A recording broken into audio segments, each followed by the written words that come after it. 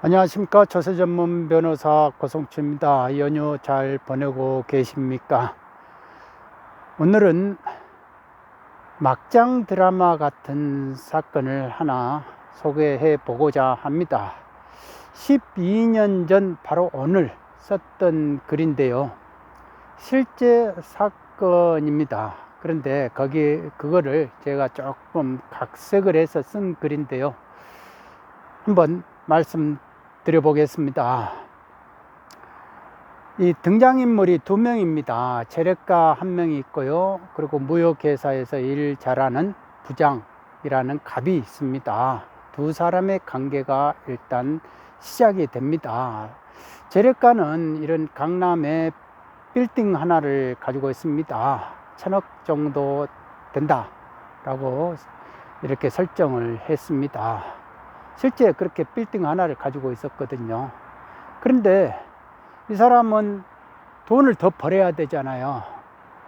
근데 아이디어가 없는 거예요. 근데 곰곰이 생각해 보니까 무역 쪽으로 일을 하면 좋겠다 해서 그 갑이라는 부장이 무역회사에 다니니까 그 사람을 추천을 받은 거예요. 그래서 평이 좋고 그 사람에게 말을 했죠. 같이 일을 하자. 무역회사 하나를 만들어 가지고 지분을 내가 줄 테니까 내 회사다 이렇게 생각하고 한번 우리가 일을 해보자 라고 한 겁니다. 그래서 그 부장은 다니던 회사를 나와서 이제 일을 시작하기 했습니다. 그런데 마음같이 그렇게 되지는 않죠. 왜냐하면은 IMF 같은 것도 오고 이렇게 경제 환경이 내 마음같이 되는 것이 아니다 보니까 회사가 이제 마음같이 원하는 대로 이렇게 소득을 내지를 못하니까 이 갑이라는 부장은 이 활로를 우리가 부동산으로 합시다. 부동산을 임대를 하면 된다 라고 부동산 분양 임대 이런 쪽으로 하자 해서 부동산 회사를 만들고, 그리고 적기에 투자를 해 가지고요 빌딩 하나에서 2개가 되고 3개가 되고 4개가 되고 5개가 되고 이렇게 됐습니다. 그러니까 빌딩 하나에 2,000원씩 하면 벌써 5개만 돼도 1조 원이 되지 않습니까? 그래서 당시 갑이라는 부장은 주위 사람들에게 조 단위로 내가 벌어줬다 라고 이렇게 말을 하죠. 이 두 사람의 관계는 지금까지는 괜찮았습니다. 그런데 변수가 하나 생겼습니다. 자식이 중학교 때부터 미국으로 유학 가가지고 머리가 영민하고 그런 자식이 있었는데 돌아왔어요. 한국으로 돌아와가지고 대학교 졸업하고 와가지고 호시탐탐 이제 그 아버지 회사를 내가 물려받아야겠다. 그거를 기회를 노리는 거예요. 그런데 형이 있어요. 형이 있는데 형이 제쳐가지고 내가 차지해야지 라고 하면서 결국은 이제 형을 제쳤습니다. 이제 마지막으로 남은 사람이 아버지 이제 가신인 신복인 갑이라는 사람이 있죠. 근데 갑은 그 작은 아들을 업신여겼어요. 그러니까 가소롭게 본 겁니다. 결국 그 사람은 너무 가소롭게 보다 보니까 뒤통수를 맞게 됐는데 아버지한테 고자질을 한 거예요. 자꾸 딴 주머니를 차고 있다. 갑이라는 사람이 딴 주머니를 차고 있다. 그러니까 절대 믿지 마라. 라고 이렇게 자꾸 되뇌이다 보니까 아버지도 이제 그거를 믿게 되고 또 이참에 정리를 해야 되겠다 생각하고 그 사람 보고 이제 나가라고 한 겁니다. 나가라고 하는데 퇴직금을 줘야죠. 그런데 퇴직금 액수를 가지고 서로가 이제 분쟁을 일으킨 겁니다. 내가 어떻게 벌어준 건데 이것 가지고 나가라 하냐, 나는 못하겠다 라고 옥신각신 하다가 결국은 이제 국세청하고 검찰에다가 자료를 제보하게 이르게 됩니다. 그래서 깜짝 놀란 그 아버지는 재력가는 급히 합의를 본 겁니다. 그렇게 해서 이제 모든 것이 정리되고 끝난가 했는데 이 아들이 가만히 안 있는 거예요. 아들이. 그래서 그렇게 해서 어떻게든지 이제 저 업무상 횡령으로 널 방법을 찾다가 이제 자료를 하나를 찾아가지고 이제 오히려 공격을 한 거죠. 이제 업무상 횡령죄다 이렇게 해가지고 고소를 하기에 이르렀습니다. 그리고 또 신복들이 찾아와요. 신복들이 찾아와가지고 그 신복이 누구냐면 이제 갑의 부하들이죠. 그러니까 작은 아들 입장에서는 아예 그 갑이라는 잔재들을 다 없애버리고 싶었던 거죠. 그러니까 그 부하들, 신복이라고 생각했던 그 부하들까지도 다 나가라 라고 한 겁니다. 그러니까 그 부하들이 갑한테 와가지고 하소연을 하는 거죠. 우리 이렇게 우리도 나가라고 그럽니다 라고 하니까 갑 입장에서는 고민이 생긴 거죠. 좋아, 그러면 갈 때까지 가보자 이거지 하면서 이제 더 큰 자료를 이제 또 국세청하고 이제 검찰에다가 이제 자료를 줬습니다. 결국은 이제 기소가 되는 거죠.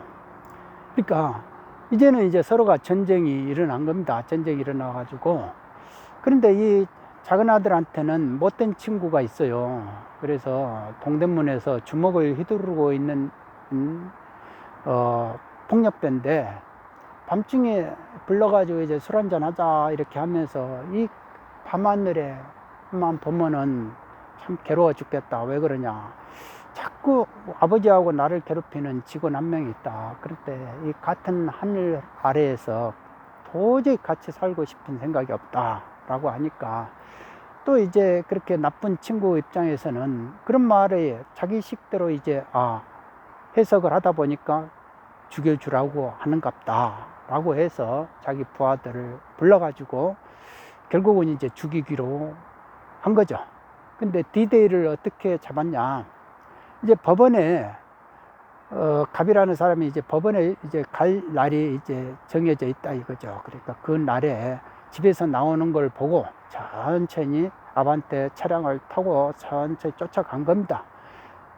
그러고 나서 발을 살짝 스친 거예요. 그래서 주저앉게 하니까 얼른 건장한 청년 둘이 내려가지고 아저씨 어디 안 다치셨습니까? 라고 하는데, 법원에는 가야 되고 엑스레이는 그래도 찍고 가십시오. 저희들이 뺑소니로 몰리면 안 되지 않습니까? 라는 말에 안심을 하고, 그러면 잠깐 얼른 엑스레이만 찍고 가겠다, 병원을 가겠다고 이렇게 같이 차를 탔는데 뒷좌석에서, 그런데 뭔가 낌새가 이상한 거예요. 그래서 휴대폰을 얼른 들어서 신고하려고 하니까 휴대폰을 뻗어가지고 갑자기 이제 난타를 하기 시작합니다.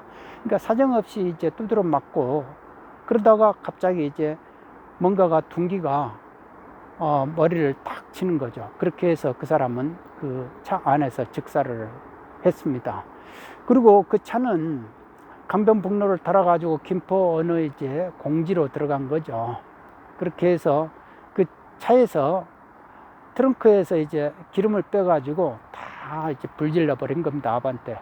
그리고 거기서 이제 시신이 소각이 됐지 않습니까? 그 시신을 이제 다른 차에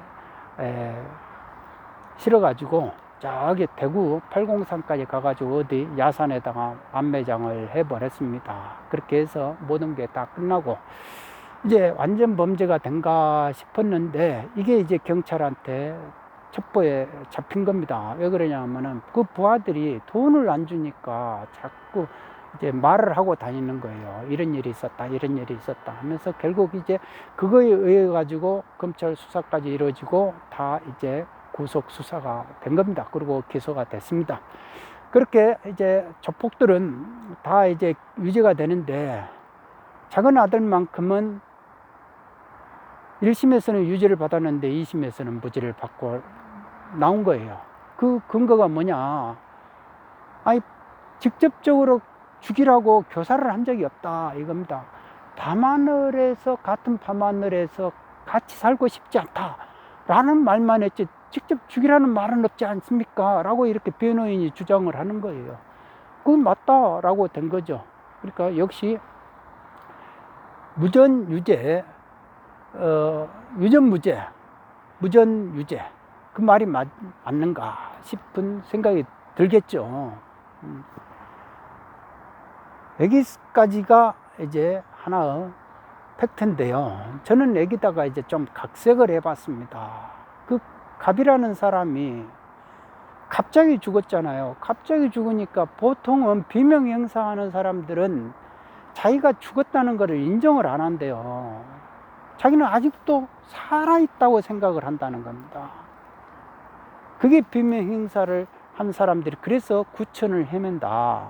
죽음이라는 걸 인정을 해야 지옥에 갈 사람은 지옥에 가고 또 어디에 갈 사람은 어디로 가고 다른 몸으로 태어날 사람은 태어나고 막 이렇게 축생의 몸으로 태어날 사람들은 태어나고 이래야 되는데 그 심판을 받아도 자꾸 거부를 한다 이거죠. 그러니까 같이 이렇게 대기석에서 염라대왕 이제 재판 받으려고 기다리고 있는데 어떤 사람은 이제 하루 만에 어디로 간다 하고 작별 인사하고 가고 일주일 만에 또 누구는 가고 또 일주일 만에 또 누구는 가고 또 일주일 만에 누구는 가고 그런데 갑은 49일까지 기다린 거예요. 어떻게 가지를 못하고 그러니까 49일째 되는 날 이제 염라대왕이 너는 어디로 가거라 라고 하니까 저는 못 갑니다. 저는 못 갑니다. 저 원통에서 못 갑니다. 저 사람들을 내가 어떻게든지 보복을 하고 원한을 갖게끔만 해 주십시오. 그러면 내가 그때 가겠습니다. 안 된다니까. 안 된다. 너는 이제 정해진 길로 가거라. 제발 좀 말 좀 들어라. 그런데 나는 못 갑니다 하면서 딱 한 가지 소원만 들어주십시오. 그러면 내가 그 다음에 내가 가겠습니다 라고. 뭐냐 그러니까 저놈의 아들로 내가 태어나게끔만 해 주십시오. 내가 가가지고 아들로 태어나가지고 모든 분풀이를 다 하고 오겠다. 그 꼴을 내가 다 보복하고 올 테니까 나를 그때 급사를 시키든지 해서 그때 내가 그러면은 이제 심판받고 가겠다. 가라는 대로 가겠다 라고 한 거죠. 제가 그렇게 이제 글을 그렇게 쓴 겁니다. 작가 입장에서 이렇게 글 쓰는 입장에서 그런 포인트로 이렇게 딱 그런 감정에 이입이 되니까 딱 글이 써지더라고요. 아하. 그래서 부모 자식 간의 관계가 원수지간에서 그렇게 원수지간이 부자 관계로 이렇게 나온다라는 말도 이해가 되더라고요. 저절로. 그러니까 부모 자식의 관계가 저놈의 자식은 도대체 원수 같은 이렇게 말 나오면 이제 그 전생을 한번 봐야 된다 그런 생각이 들더라고요. 그러니까 전생에 내가 무슨 원한을 삼게끔 일을 했고 뭔가를 죄를 지은 거죠. 원망을 가지게끔 했거나. 그러니까 원한을 가지고 원망을 가지고 죽으면은 그 보복이 그 한이 그 다음 생으로 분명히 이렇게 이어진다 라는 거를 그게 이제 인간법이라고 그럽니다. 그러니까 원인이 있으면 분명히 그 결과가 있다. 그 결과를 피할 수 없다고 그럽니다. 부처님 당시 목련존자라고 신통 제1의 제자가 있었는데 그 사람의 이야기가 바로 그런 거거든요. 그러니까 자꾸 이교도 다른 교단의 사람이 이 사람을 자꾸 죽이려고 그래요. 부처님을 이렇게 해치려고 하다가 안 되니까 자꾸 이제 제1의 제자라고 하니까 그 사람을 이제 타켓으로 잡아가지고 자꾸 해치려고 하는데 두 번은 피했어요. 그런데 세 번째는 안 피하고 그 문매를 다 맞고 열반에 들었다 이겁니다. 왜 그러냐면 그 목련전자가 자기가 관을 내봤대요. 자기 전생을 가만히 해보니까 자기가 이런 참 큰 죄를 지었구나 라는 것을 알게 됐다 이겁니다. 자기가 이제 장사를 하던 사람이었는데 부모가 다 이렇게 눈을 이제 이렇게 장님이었거든요. 그래서 이제 부모님 모시고 제가 평생 살랍니다 하니까 부모는 때가 되면 결혼을 해야 된다. 장가 가거라. 이렇게 해서 장가를 간 거예요. 그래서 이제 아내를 맞아가지고 3년 동안 이렇게 부모 모시고 잘 살았는데 이제 자식이 태어나고 그러니까 아내 입장에서는 너무 힘든 겁니다. 위로 모셔야 되고 자식을 또 키워야 되고 그러다 보니까 장사로 목련존자가 나갔다 3개월 만에 돌아오면 막 벽칠에 집벽에가 빡똥칠이 돼 있는 거예요. 왜 그러냐 그러면은 시부모가 노망이 났다 이런 거. 그런 게 이제 한두 번 계속 이렇게 쌓이다 보니까 이 목련존자도 갑자기 욱 하는 그 순간에 부모를 해치게 됐다라는 겁니다. 그 부모를 해치는 그 죄가 워낙 중해서 보통 사람을 살인하는 그 죄보다 3배의 더 큰 과보를 받는다. 이와 비슷한 게 그러니까 스승을 또 해친다든가 은혜를 원수로 갚는 그런 경우다 이겁니다. 바로 이런 케이스가 은혜를 원수로 갚았기 때문에 그런 경우일 수도 있다. 저는 그런 생각을 해봅니다. 결국 목련존자는 자기가 이렇게 겪었던 저질렀던 그 죄의 업의 대가는 절대 피할 수 없구나. 내가 피한다 해가지고 절대 되는 게 아니다. 그래서 그거를 달게 내가 받아야만이 그 다음 이제 길로 갈 수 있겠다라고 하면서 이제 그걸 달게 받았다고 그럽니다. 그러니까 세상 사람들이 부처의 신통 제일 제자라고 하더니 별거 아니네 라고 이렇게 비아냥될 때 부처님이 대중들에게 이렇게 설명을 해 줬다고 그렇게 전해 내려옵니다. 저는 그 말을 듣고 참 맞다 그런 생각이 듭니다. 사람이 참 알게 모르게 지은 죄가 크다라는 걸 항시 느껴봅니다. 실상 알게 모르게 지은 죄가 많습니다. 큽니다. 알게 모르게 지은 죄가 큽니다. 라고 하면서 참여합니다. 이런 말을 일주일간 하면요, 진짜 뭐 그렇게 이렇게 쏟아져 나오는지 모르겠어요. 사람이 살면서 알면서도 범하고 모르면서도 범하고 그런 게 너무 많다라는 겁니다. 갑자기 욱 하는 그런 습성이 30년 수행자도 그게 잘 안 된대요.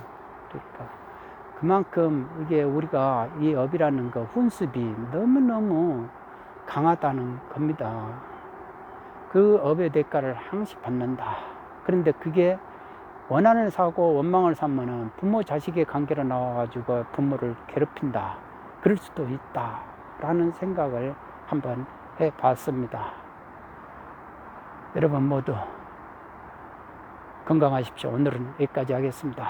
알게 모르게 지은 죄가 큽니다.